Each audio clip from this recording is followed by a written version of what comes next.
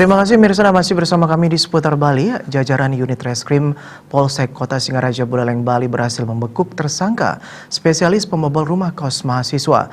Tersangka menyasar handphone dari mahasiswa agar lebih mudah dijual dan uangnya digunakan untuk pesta miras.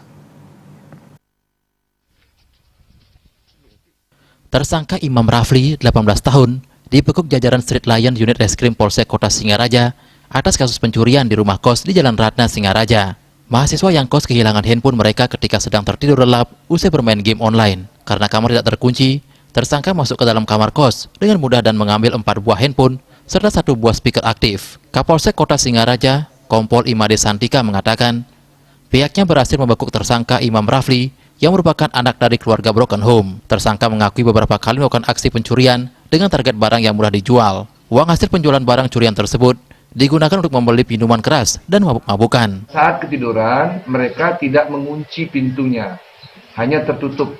Hal ini karena sudah diamati oleh pelaku, kemudian pelaku berani berpura-pura sebagai penghuni kos di sana, kemudian memasuki kos dan juga langsung mengambil beberapa barang-barang, ya, barang-barang yang ada di sana. Antara lain yang rekan-rekan media bisa lihat, ada 4 buah handphone, kemudian ada speaker aktif, dan sebelumnya ada juga beberapa dompet, jam tangan, dan juga jaket, pakaian-pakaian.